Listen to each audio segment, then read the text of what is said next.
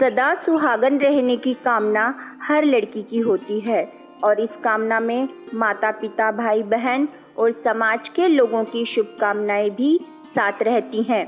ये प्रयास लड़की की शादी के पहले से शुरू होकर शादी के बाद भी जीवन पर्यंत चलता है और इसी कड़ी में हमें जिसके द्वारा जो कुछ भी क्रिया बतलाई जाती है वो हम करते हैं ताकि लड़की की मांग का सिंदूर हमेशा चमकता रहे। ऐसी ही एक क्रिया है करवा चौथ का उपवास। इस उपवास को इसी नजरिए से व इस कामना से मनाया जाता है कि इससे पति दीर्घायु होता है। इस दिन की मान्यता कुछ इस कदर है कि यह त्योहार की तरह मनाया जाता है। बाजारों में भी इस दिन बहुत चहलकदमी होती है।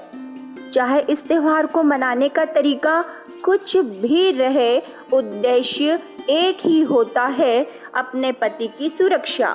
प्रिय दर्शकों, करवा चौथ की क्रिया को बहनें बहुत श्रद्धा से करती हैं, लेकिन इससे इस त्योहार के मूल उद्देश्य की पूर्ति कहाँ तक हो पाती है, यह बेहद विचारणीय विषय है। कितनी ही बहनें इस क्रिया को करते करते काल के कहर का शिकार हो जाती हैं, वह विधवा का जीवन व्यतीत करती हैं। कितनी ही नवयुवतियां व्रत रखते हुए भी अपने पति को खो देती हैं। बावजूद इसके हम इस क्रिया को तोलने की ओर अग्रसर नहीं होते। प्रिय दर्शकों, हम इस त्योहार को किए जाने के पीछे के मूल भाव की बहुत कदर करते हैं, लेकिन उस उद्देश्य की पूर्ति के लिए किए जाने वाली क्रिया को तोलना भी बेहद जरूरी समझते हैं। परमात्मा ही सबके रक्षक हैं और उनके आदेश निर्देश अपने पवित्र सद्ग्रंथों में हैं कि किस तरह हम अपने को सुरक्षित रख सकते हैं। इन सद्ग्रंथों से हटकर यदि हम कोई क्रिया लोक वेद आधार से करते भी हैं तो ऐसा करना व्यर्थ है, क्योंकि पवित्र गीता जी में भी साफ आदेश है कि शास्त्र विरुद्ध मनमानी पूजा करना निष्फल है, त्याज्य है। करवा चौथ भी ऐसी ही क्रिया है, क्योंकि इस क्रिया का वर्णन किसी भी सद्ग्रंथ में नहीं है, न वेदों में, न पवित्र गीता जी में, व न ही उन महापुरुषों की वाणियों में जिनको परमात्मा मिले।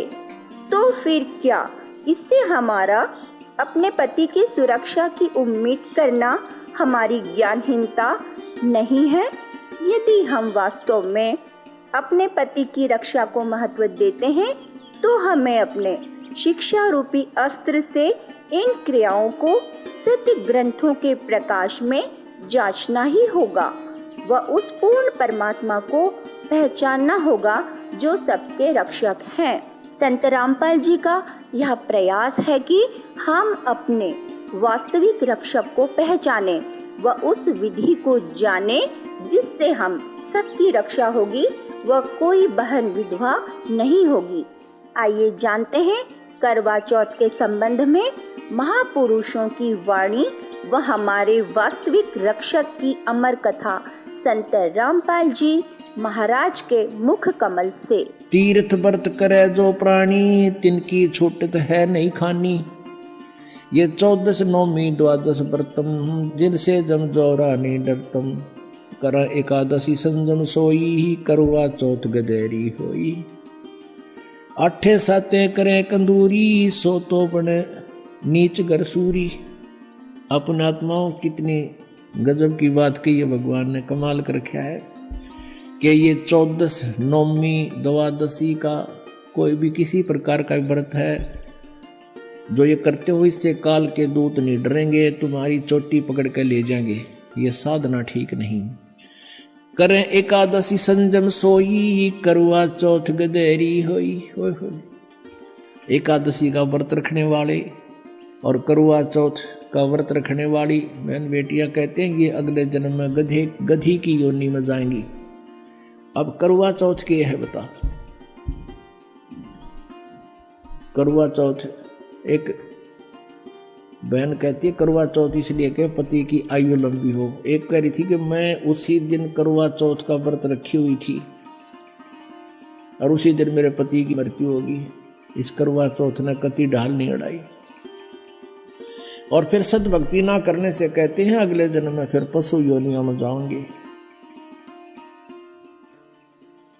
आन धर्म जो मन बसे कोई करो नर नार, गरीबदास जिंदा कहे वो जासी यम द्वार। आन धर्म जो मन बसे, आन धर्म, धर्म मीन धार्मिक पूजाएं, एक परमेश्वर को छोड़कर जो और साधनाएं मन में बसाए बैठे हैं, चाहे कोई करो नर नार, स्त्री करो चाहे पुरुष करो। गरीबदास जी कह रहे हैं परमात्मा जिंदा रूप में धर्मदास जी को कह रहे हैं वो जागा काल के द्वार, यम द्वार, नरक में जाओगा। कहे जो करवा चौथ कहानी, तास गधेड़ी निश्चय जानी। अब करवा चौथ को जो कहानी सुनाते हैं ना, कई अनपढ़ माई रखा करती व्रत करवा चौथ का रखते हैं अभी, लेकिन हमारे भक्त नहीं रखते। और वो किसी ने बुला के न्यू कहा करती बेटी या कहानी पढ़ के सुनाइए करवा चौथ की। अब परमात्मा कहते हैं जो करवा चौथ का व्रत रखे वह भी गधी बने, और जो उसने कहानी सुनाओगी वह भी उसी कैटेगरी में होगी।